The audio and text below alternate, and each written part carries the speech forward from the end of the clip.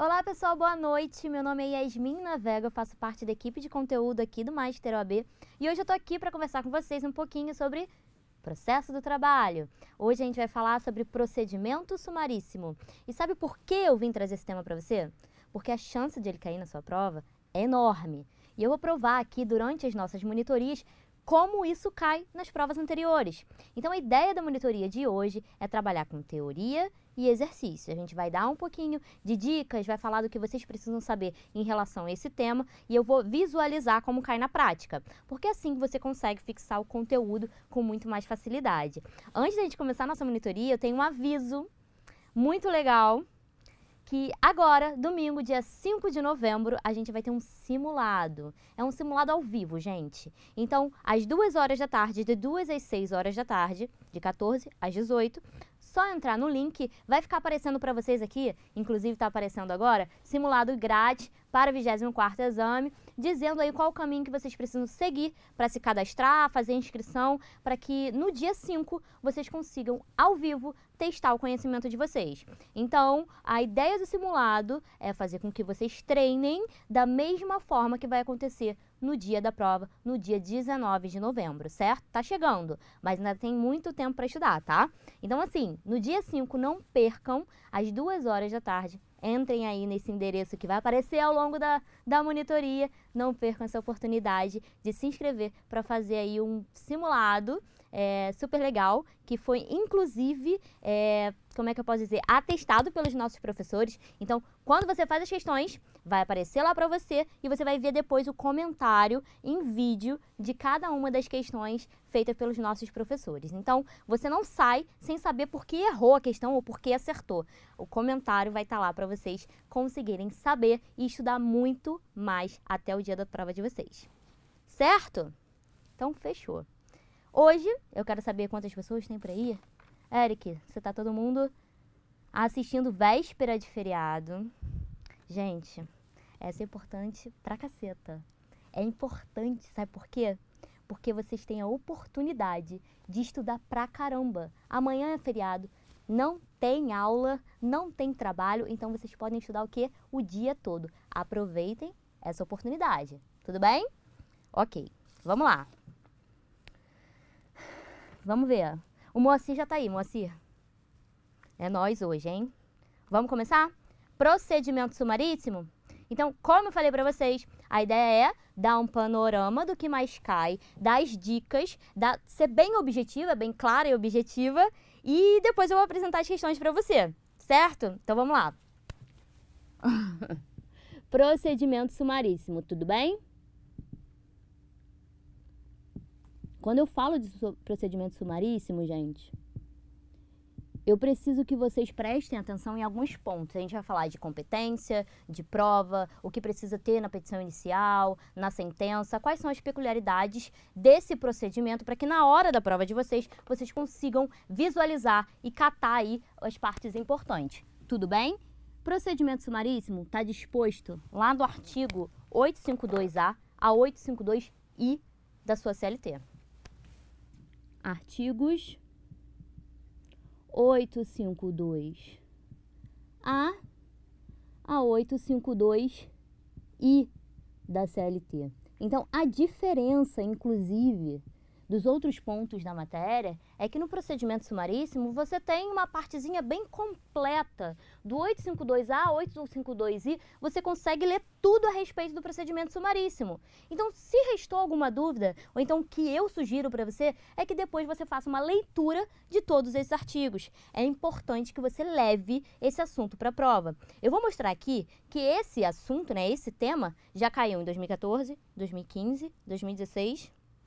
O que falta para cair em 2017? Até agora não caiu, nas 2 provas anteriores desse ano. Então, assim, a probabilidade de cair é enorme. Então, fica atento, liga seu pisca-alerta e coloca aí, ó, na sua agenda para ler amanhã todos esses artigos.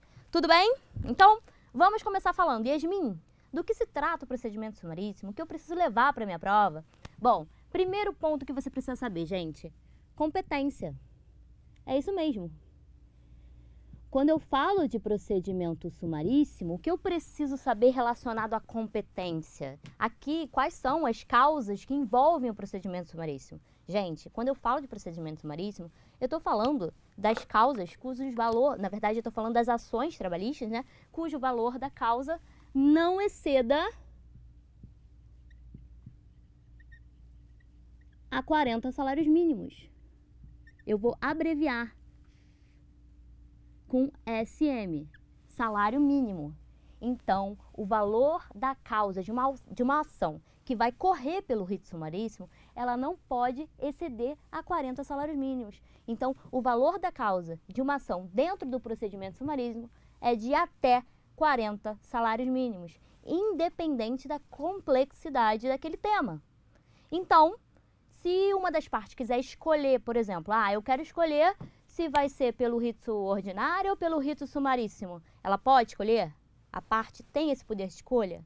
Não. Se o valor da causa dela, da ação, da reclamação trabalhista que ela quer ingressar, não excede a 40 salários mínimos, tem que correr pelo rito sumaríssimo. Certo? Outro ponto importante em relação a isso. Estão excluídas as demandas em que for parte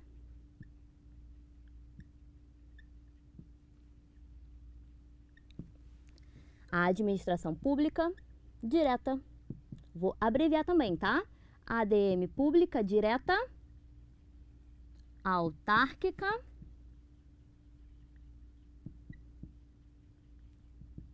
e fundacional. Isso aqui você precisa prestar atenção. Eu vou até fazer um asterisco aqui do ladinho.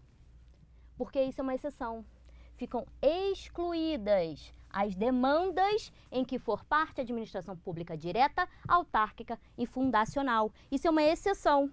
Tudo bem, o valor da causa não pode exceder a 40 salários mínimos, mas ficam excluídas do procedimento sumaríssimo as ações em que forem parte a administração pública direta, autárquica e fundacional. Então, se cair na sua prova isso, você já vai saber. Você já fica alerta em relação a isso, porque isso é uma exceção. Tudo bem? Vamos ler o artigo 852A comigo, da CLT, para que fique um pouco mais claro tudo isso que eu estou falando? Olha lá, pode botar na tela. Não, calma. Calma, Eric. Agora pode botar na tela. Olha lá. Pode botar? Já? 852A. Os dissídios individuais cujo valor não exceda a 40 vezes o salário mínimo vigente na data do ajuizamento da reclamação ficam submetidos ao procedimento sumaríssimo. Parágrafo único. Estão excluídas do procedimento sumaríssimo as demandas em que é parte a administração pública direta, autárquica e fundacional. Perfeito? Bom, em relação à competência, era isso que você precisava saber, tá? Meu Deus do céu, um mosquito aqui, Eric. Tá me atacando. Era isso que você precisava saber. Sendo certo também, gente, que o procedimento sumaríssimo ele se aplica apenas aos dissídios individuais, tá? Como diz aqui o artigo 852, os dissídios individuais cujo valor não exceda 40 vezes o salário mínimo vigente na data do ajuizamento da ação. Certo? Era isso que você precisa saber em relação à competência. Bom, isso esclarecido, a gente passa para o próximo ponto, que é a petição inicial. Então, o que é preciso ter numa petição inicial do procedimento sumaríssimo? Primeiro ponto. O pedido, ele precisa ser certo, determinado e líquido. O que significa ser líquido? O pedido precisa ser certo, determinado e líquido, ou seja, os valores precisam ser indicados. Se você está requerendo valores referentes às verbas de 13º salário, férias, tudo isso você precisa indicar o valor. Então, quando a gente fala que o pedido ele precisa ser certo, determinado e líquido, é preciso que o valor seja indicado, que o valor correspondente de cada verba que você está fazendo, que você está requerendo, seja indicado, certo? Além disso, não haverá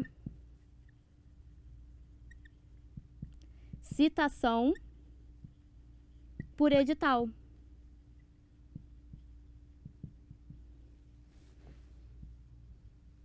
Não haverá citação por edital, gente. Vai cair na sua prova. Você pode ter certeza. Vai estar lá. Ah, é permitida citação de edital no procedimento sumaríssimo. Você já sabe que não haverá citação por edital. Além disso, o endereço do reclamado precisa estar indicado corretamente. Precisa haver a indicação correta do endereço do reclamado. Já que não existe incitação por edital, gente, tudo feito via postal. Então, se o endereço do reclamado ele não estiver correto, o que vai acontecer? Se algum desses requisitos não estiverem indicados corretamente, se não tiverem os valores indicados, se não tiver o endereço do reclamado indicado de forma correta, o nome de forma completa e correta, o que vai acontecer? Vai acontecer o arquivamento. Eu vou até colocar uma seta assim, como se fosse uma consequência desses requisitos não serem, como é que eu posso dizer? Respeitados. Se esses requisitos não forem respeitados, acontece o arquivamento da demanda. Poxa, arquiva? Não faz emenda da petição inicial? Não faz. No procedimento sumaríssimo, não sendo esses requisitos obedecidos, não sendo o pedido certo, determinado e líquido com a indicação dos valores e o endereço do reclamado correto, na verdade, indicado de forma correta, vai haver o arquivamento mais o pagamento das custas pelo reclamante. Certo? Era isso que eu queria fazer com relação à petição inicial. Vamos ler o artigo 852B comigo? Olha lá. Nas reclamações enquadradas no procedimento sumaríssimo, inciso 1º, o pedido deverá ser certo ou determinado e indicará o valor correspondente. Segundo inciso, não se fará citação por edital, incumbindo ao autor a correta indicação do nome e endereço do reclamado. Perfeito. Aí o parágrafo 1º vem e fala: o não atendimento pelo reclamante do disposto nos incisos 1º e 2º deste artigo importará no arquivamento da reclamação e condenação ao pagamento de custas sobre o valor da causa.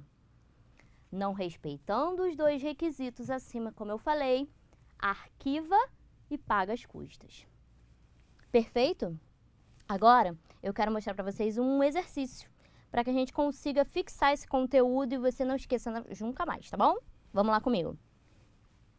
10º exame, 2013. José ajuizou reclamação trabalhista contra a empresa Libertação Limitada, valendo-se do procedimento sumaríssimo. Contudo, o José não liquidou os pedidos. Ele não indicou os valores correspondentes. Vamos continuar. De acordo com a CLT, o juiz deve, letra A, conceder prazo de 10 dias para que José sane o vício. Letra B, enviar os autos ao calculista da vara que liquidará o pedido. Letra C, arquivar a reclamação trabalhista e condenar o autor em custas. Letra D, prosseguir na reclamação e enfrentar o assunto caso provocado pela ré. Mais uma observação que eu quero fazer. Na questão, ele deixa claro que é para você seguir pelo rito sumaríssimo, que é para você seguir pelo procedimento sumaríssimo. Caso não seja citado o procedimento sumaríssimo, o rito sumaríssimo, é para você seguir a questão, é para você realizar a questão de acordo com o rito ordinário, certo? Então, apareceu na sua prova, valendo-se do procedimento sumaríssimo, de acordo com o rito sumaríssimo, por meio do procedimento sumaríssimo, é para você responder de acordo com a nossa aula de hoje, certo? Às vezes você pode ficar na dúvida, poxa, Yasmin, eu não sei quando identificar na minha prova que eu preciso responder as questões de acordo com o procedimento sumaríssimo. Vai aparecer. O examinador vai deixar claro para você o que ele quer. Ele quer que você deixe aqui todo o seu conhecimento relacionado ao procedimento sumaríssimo. Então, de acordo com a questão, você já sabe a resposta correta? Deixa eu ver aqui. de acordo com tudo que a gente fez, de tudo que a gente falou até agora, qual é a resposta correta? Todo mundo falou e todo mundo acertou. Letra C, gente, é isso mesmo. Olha lá comigo. Letra C. Arquivar a reclamação trabalhista e condenar o autor em custas, de acordo com a 852B, parágrafo 1º. O não atendimento pelo reclamante do dispositivo dos incisos 1º e 2º desse artigo importará no arquivamento da reclamação e condenação ao pagamento de custas sobre o valor da causa. Aí você, nesse momento, agora é minha hora de brilhar, você fica calma, calma seu coração, porque você sabe o conteúdo, certo? Caiu na sua prova, você está vendo como você acertou? Então, vamos prosseguir? Qual é o próximo ponto que a gente precisa levar para a nossa prova e prestar bastante atenção no dia?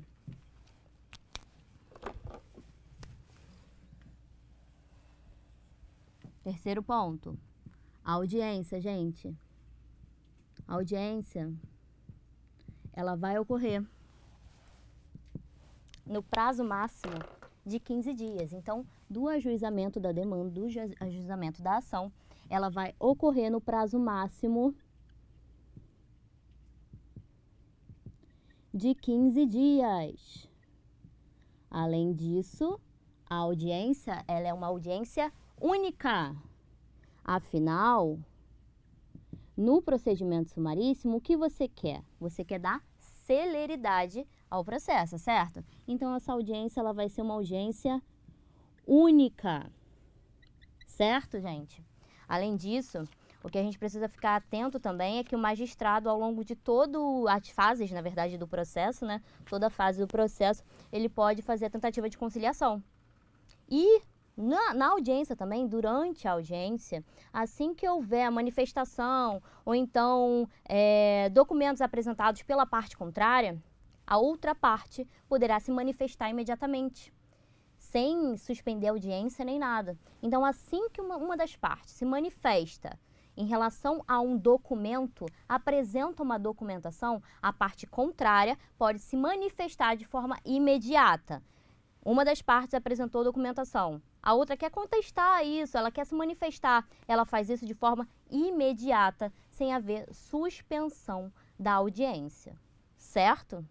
Então, audiência no prazo máximo de 15 dias, audiência única e manifestação imediata da parte contrária em relação a documento apresentado por uma das partes, sem suspensão da audiência. Vou colocar aqui no quadro. Manifestação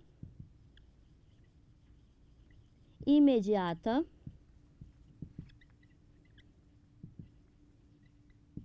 por uma das partes com relação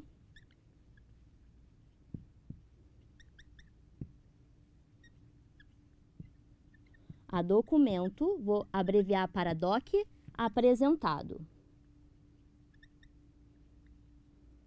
pela parte contrária.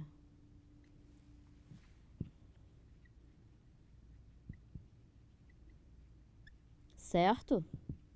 Fechado. Agora, o que eu vou fazer com vocês? Primeiro, vocês estão com o vadimeco aberto? Ou então com a abinha aqui no computador, se você estiver assistindo a aula do computador, no site do Planalto com a CLT aberta? Porque eu quero que vocês leiam comigo todos os artigos.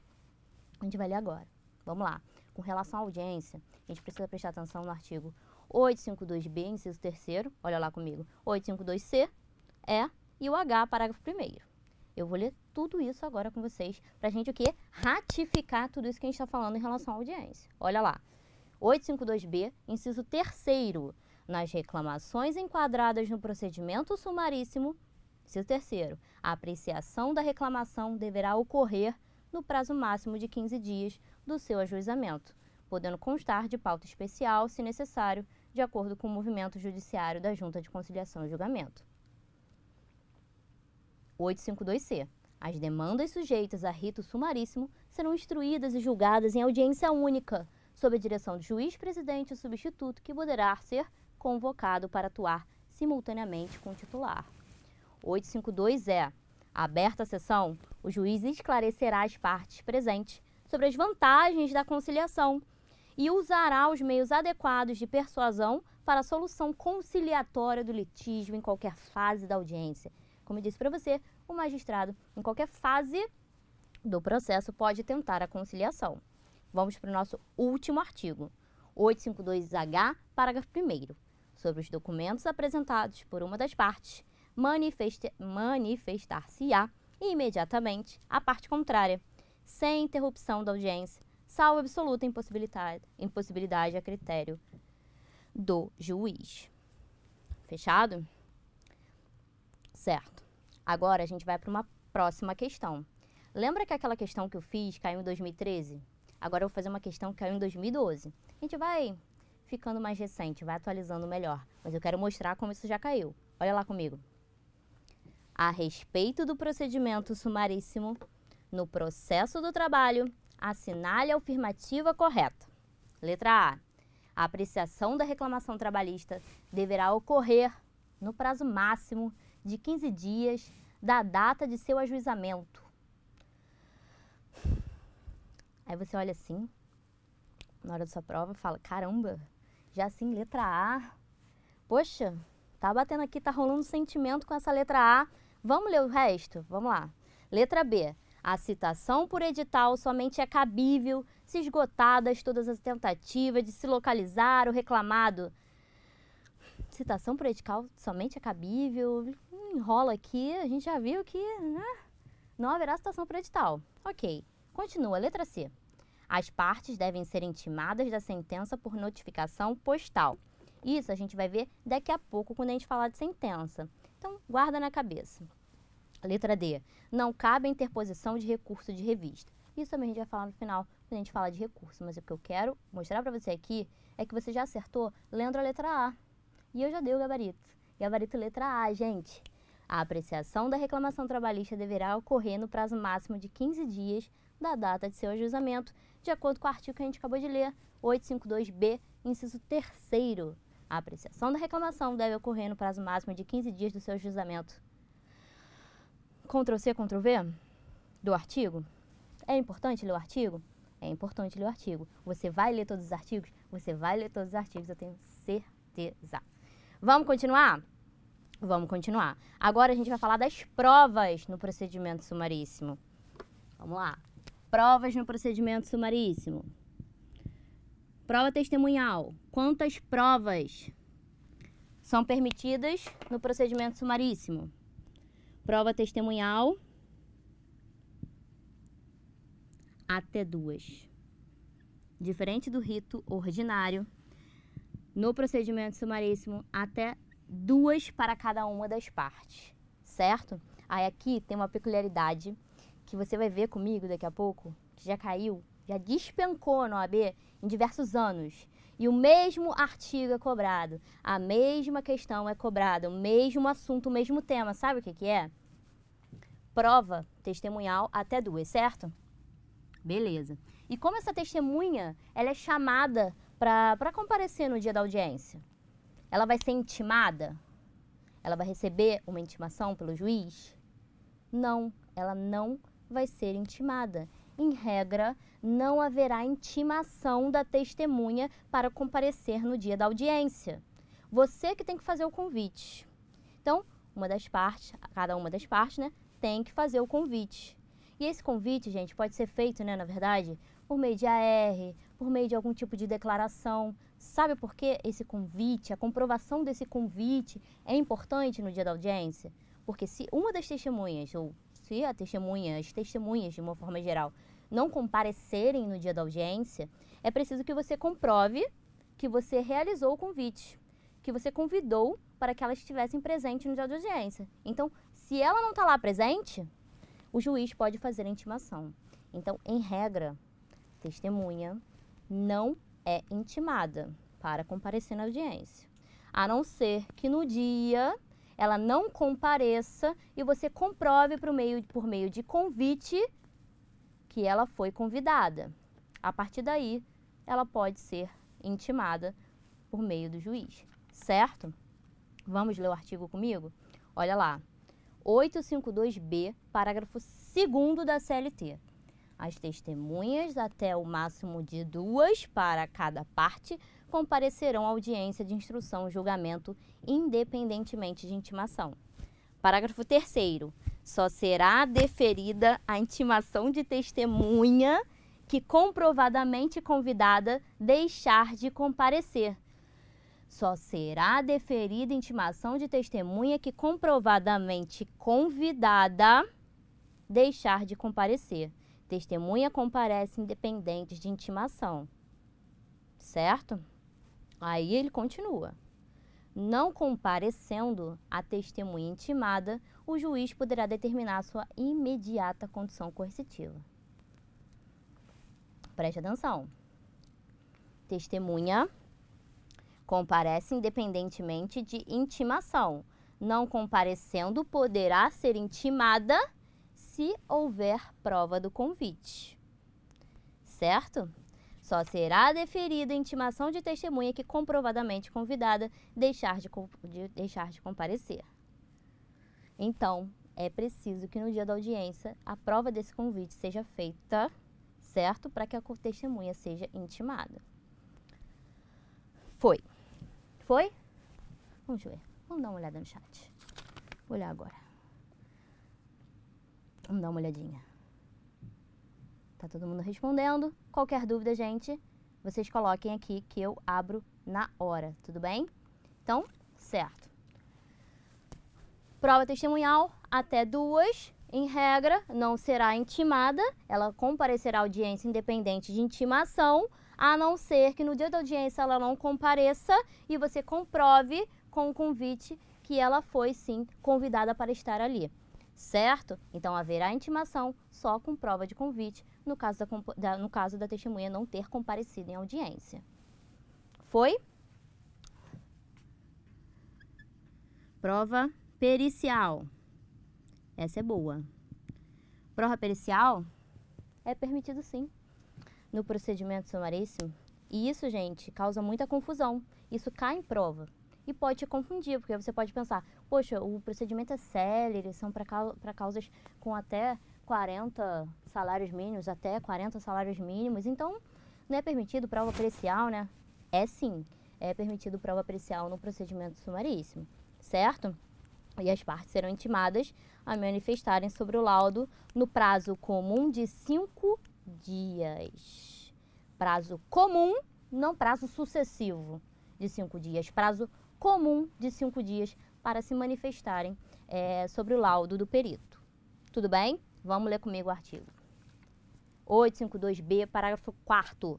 Somente quando a prova do fato exigir ou for legalmente imposta, será deferida prova técnica, incumbindo ao juiz, desde logo, fixar o prazo, o objeto da perícia e nomear o perito.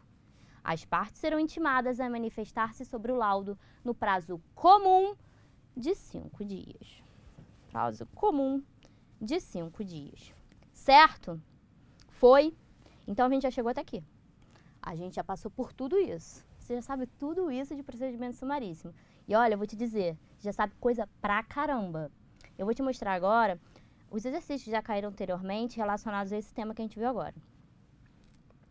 Vamos comigo? Vem comigo. 2013. 12º exame.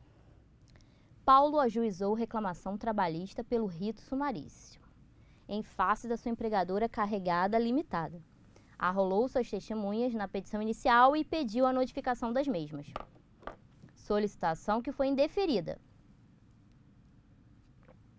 Na audiência, o advogado de Paulo requereu o adiamento pela ausência das testemunhas, dizendo que protestava pelo indeferimento da notificação e por isso não convidou espontaneamente as testemunhas.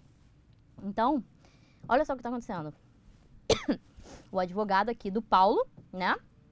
Ele simplesmente disse que não convidou espontaneamente as testemunhas porque ele não sabia que elas não seriam intimadas.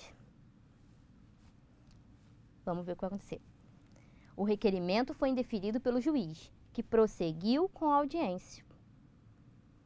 Sobre a decisão do juiz, a partir da hipótese apresentada, assinale a opção correta. Primeiro ponto, a questão é longa.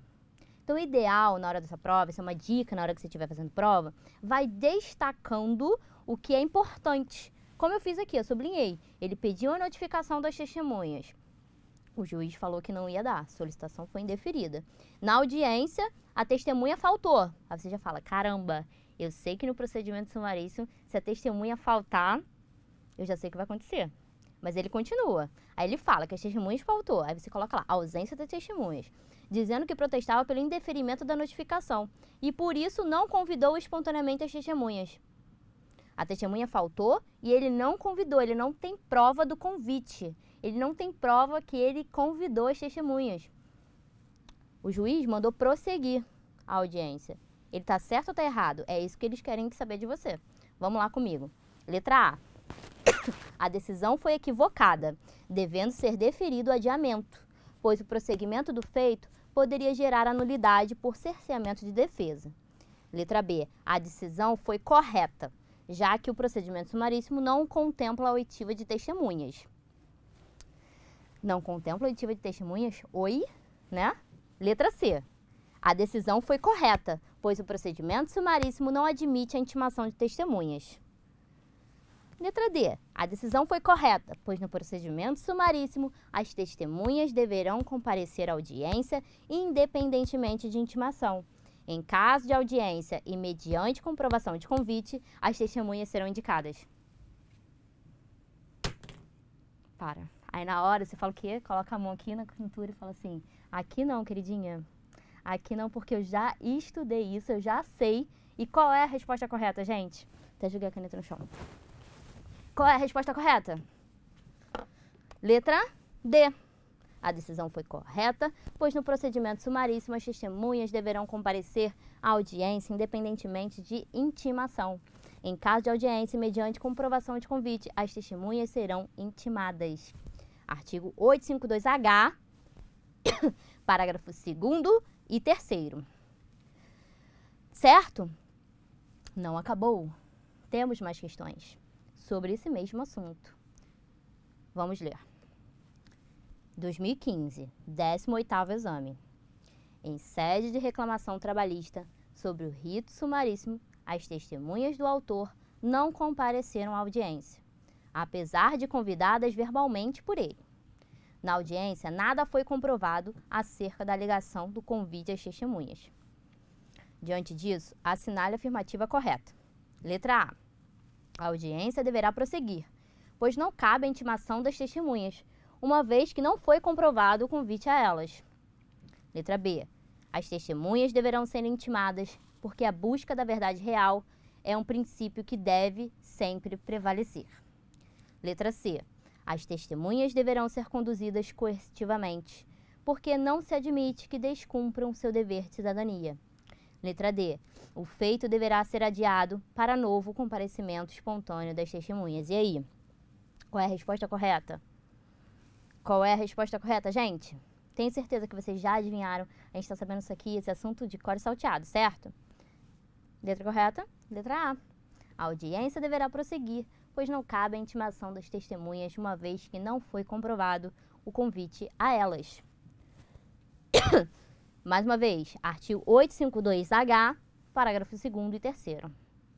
Foi cobrado o mesmo artigo, tá?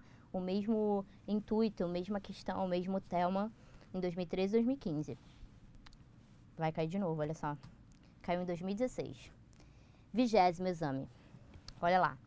Em audiência trabalhista sobre o rito sumaríssimo, o advogado da ré aduziu que suas testemunhas estavam ausentes, sem apresentar qualquer justificativa ou comprovante de comunicação às testemunhas. Requereu o adiamento do feito. Diante disso, estando presentes as testemunhas do autor, o juiz indagou do advogado do autor se ele concordava ou não com o adiamento, requerendo justificativa. Sobre o caso relatado, na qualidade de advogado do autor, assinale a afirmativa correta. Bom, aqui ele quer saber o seguinte: diante disso, estando presentes as testemunhas do autor, o juiz indagou do advogado do autor se ele concordava ou não com o adiamento, requerendo justificativa, sendo que, da parte contrária, né, não foi apresentada a comprovação de comunicação às testemunhas. Vamos ler as questões? Letra A. Deve concordar com o adiamento. Então, o advogado autor, né, deve concordar com o adiamento, já que ausente as testemunhas, essas poderão ser intimadas para comparecimento na próxima audiência. Letra B. Deve-se compor ao adiamento, requerendo o prosseguimento do feito, pois não havendo comprovação do convite às testemunhas, a audiência não poderá ser adiada para intimação das mesmas. Letra C. Deve-se opor ao adiamento imediato, requerendo a oitiva de suas testemunhas e protestar por depoimentos pessoais para na próxima audiência serem ouvidas as testemunhas da ré. Letra D. Deve concordar com o adiamento, pois a lei não exige justificativa ou comprovação de convite às testemunhas.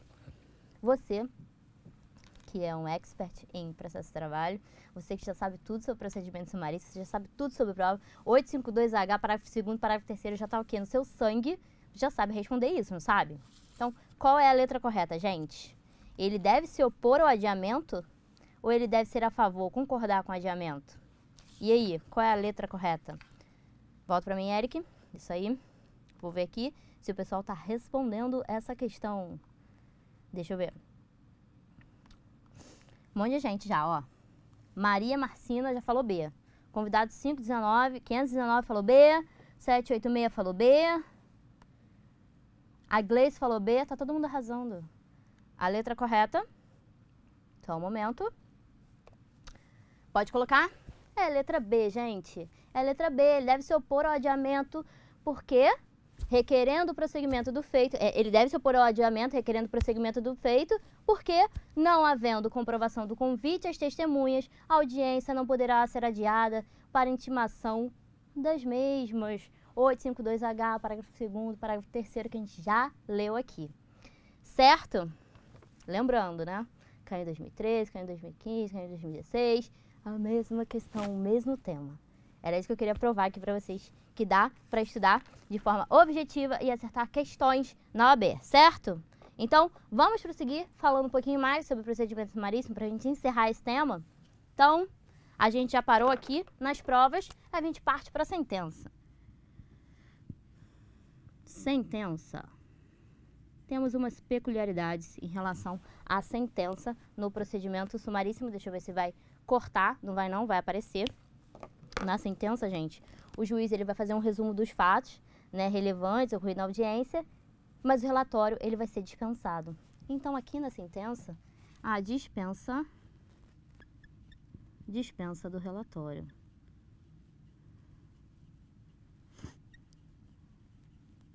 Além disso, as partes serão intimadas da sentença na própria audiência. Então, não haverá, por exemplo, divulgação no diário oficial, certo? As partes elas vão ser intimadas da sentença na própria audiência. Isso está lá no 852I. Eu vou ler com vocês. Então, as partes serão intimadas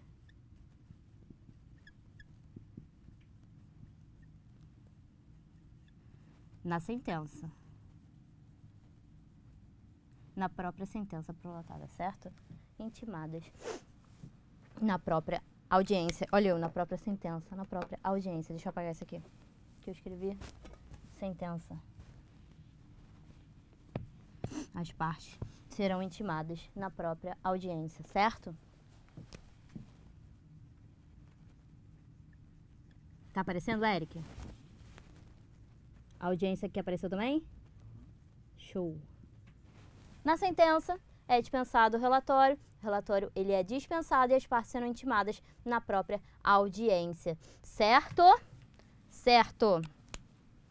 É isso que eu queria apresentar de sentença, tá? De sentença, é essa parte que vocês precisam saber, essas peculiaridades, essas diferenças. Olha lá no 852I comigo, da CLT. A sentença mencionará os elementos de convicção do juízo, com resumo dos fatos relevantes ocorridos em audiência, dispensado o relatório. Então, o relatório ele é dispensado, certo? Parágrafo 1º, o juiz adotará em cada caso a decisão que reputar mais justa e equânime, atendendo aos fins sociais da lei e às exigências do bem comum. E o parágrafo 3º, as partes serão intimadas da sentença na própria audiência em que prolatada. Tudo bem? Bom, eu vou sair da frente, para quem quiser dar print. Agora a gente vai falar um pouquinho sobre os recursos. só para a gente finalizar as peculiaridades em relação a cada um e a gente fecha fazendo mais alguns exercícios para vocês verem como cai no caso concreto, certo? Vou sair da frente, peraí. 1, 2, 3, print, foi. Eu vou agora apagar esse quadro. Vou pelo menos apagar só essa partezinha aqui para a gente conseguir falar da parte final, que são dos recursos. A gente vai falar sobre o recurso ordinário e sobre o recurso de revista, as peculiaridades em relação a cada um no procedimento sumaríssimo, certo? Então, vamos lá. Para a gente finalizar com chave de ouro e acabar a nossa aula, nossa monitoria de processo do trabalho, procedimento sumaríssimo. O 4º ponto era provas, o 5º era sentença, então esse aqui vai ser o 6º ponto, tá? 6º ponto, recursos. Com relação ao recurso ordinário, que a gente tem que falar. Aqui, gente, haverá dispensa do relator, ausência do revisor. Ó, do relator, tô louca. Ausência do revisor. Deixa eu pegar a caneta aqui. Ausência do revisor.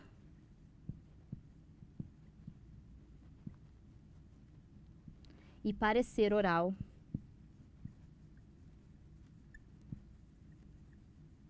do Ministério Público. Então, aqui, no recurso ordinário, vai ter ausência do revisor, não vai haver revisor. E o parecer do MP, do Ministério Público do Trabalho, vai ser oral, não vai ser um parecer escrito, vai ser um parecer oral, vai ter ausência do revisor no recurso ordinário, no procedimento sumaríssimo, certo? E em relação ao recurso de revista,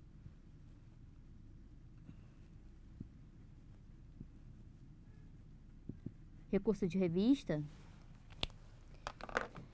ele vai ocorrer, na verdade, né? Você vai ingressar com o recurso de revista, vai interpor o recurso de revista quando houver violação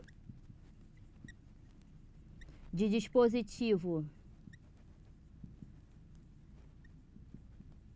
da Constituição Federal, súmula do TST ou súmula vinculante,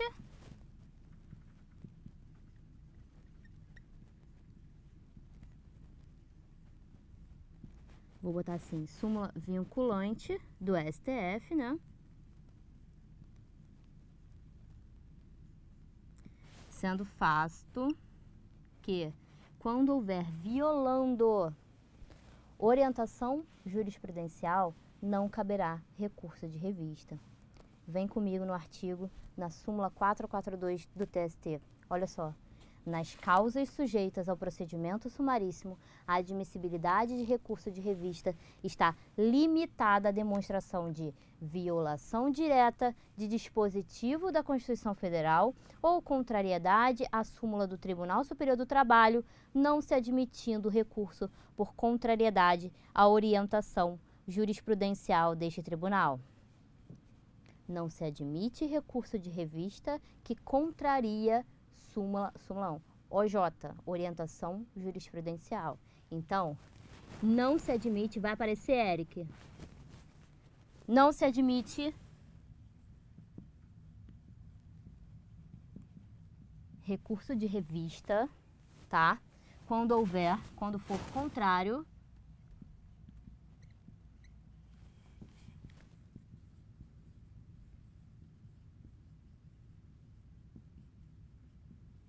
a OJ, orientação jurisprudencial.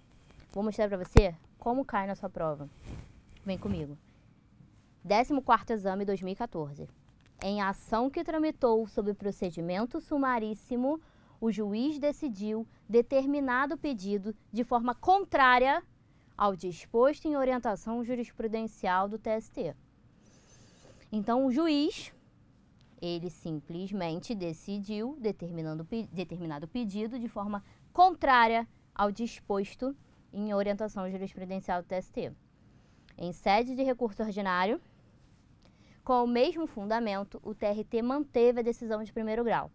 Diante disso, a parte entendeu bem interpor recurso de revista.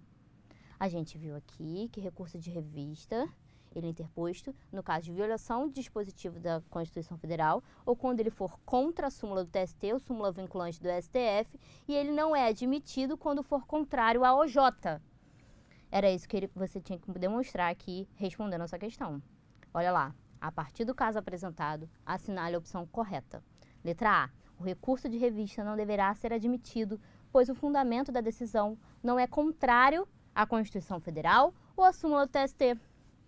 Letra B. É cabível o recurso, pois a decisão é contrária ao entendimento do TST. Letra C. O recurso de revista é incabível no procedimento sumaríssimo. Logo não será admitido. Deverá ser admitido. Ele fala aqui que é incabível. Bom, já sabe que é cabível, certo? Vamos lá, letra D. Deverá ser admitido o recurso de revista em razão do princípio do duplo grau de jurisdição obrigatório. E, gente, qual é a letra correta? Qual é a letra certa? Tem certeza que todo mundo respondeu? A letra A. O recurso de revista não deverá ser admitido, pois o fundamento da decisão não é contrário à Constituição Federal ou à súmula do TST, porque lá na súmula 442 do TST diz que quando, nas causas sujeitas ao procedimento sumaríssimo, a admissibilidade de recurso de revista está limitada à demonstração da violação direta a dispositivo da Constituição Federal ou contrariedade à súmula do Tribunal Superior do Trabalho, não se admitindo recurso por contrariedade à orientação jurisprudencial deste tribunal. Certo? Show! Agora, a gente vai fazer a última questão para a gente fechar feliz e contente. Deixa eu só dar uma olhadinha aqui, Eric, rapidinho, para ver se todo mundo pegou, que era a letra A. Nessa penúltima questão. Convidado 593, você falou assim, você poderia colocar o slide da questão de 2015 para dar print? Para você baixar o material, esse material está disponível para você. Então, você consegue, aqui embaixo do vídeo, clicar em, deixa eu só dar uma olhada, materiais de aula. Quando você clica em materiais de aula, tem ali, monitoria, procedimento sumaríssimo. Você baixa e você vai ficar com esse PDF para você. Então, você pode revisar, estudar e entender todo o que a gente falou aqui, tá? Então, vamos fechar com chave de ouro e vamos responder a última questão, para a gente sair feliz e poder aproveitar o feriado estudando. Que coisa, né, Yasmin? Vamos lá, tá? Nos processos trabalhistas submetidos ao rito sumaríssimo, é correto afirmar que sétimo exame caiu em 2012. Letra A. Não cabe a produção de prova pericial. Não cabe a produção de prova pericial? A gente viu que cabe produção de prova pericial, certo? Então, letra A está errada. Letra B. A citação por edital somente será permitida se efetivamente for comprovado pelo autor que o réu se encontra em local incerto e desconhecido. Cabe citação por edital? Não cabe citação por edital. A gente viu que não haverá citação por edital no procedimento sumaríssimo. Letra B. Está errada. Letra C.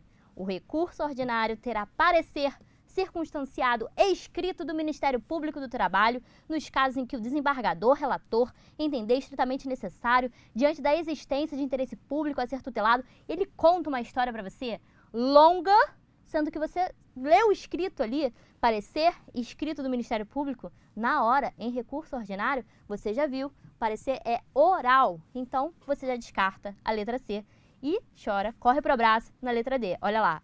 Se submetem ao rito sumaríssimo as causas cujo valor não exceda 40 vezes o salário mínimo vigente na data do ajuizamento da ação. Beijo, FGV, 40 pontos, minha carteirinha eu pego ali daqui a 2 meses. Pode? Pode, né, gente? Então, é isso que eu queria trazer para vocês. Eu tenho certeza que vocês vão quê? Gabaritar o processo de trabalho na prova de vocês. E eu tenho certeza que vai cair uma questão de sumaríssimo e que vocês vão estar super preparados. Certo? Fora as brincadeiras, eu adorei estar aqui passando todo o conteúdo que em relação a procedimento sumaríssimo. A gente se vê nas próximas monitorias, mas espera mais um pouquinho que o professor Leandro Antunes está vindo aí. Às 19 horas começa a aula de processo de trabalho. Eu não sei ao certo o tema que ele vai falar, eu acho que é atos, termos, ele vai falar em relação ao processo de trabalho sobre isso. Então fica aí porque ele é maravilhoso e eu tenho certeza, gente, que com esse combo, com todas as aulas que vocês estão assistindo aqui no Master OAB, agora do Leandro, Tenho certeza que a preparação vai estar super ok, super show, tá? Eu tô torcendo muito e eu tô aqui para qualquer coisa que vocês precisarem. Um beijo, baixem o material e qualquer dúvida é só vir falar comigo. Um beijo, tchau!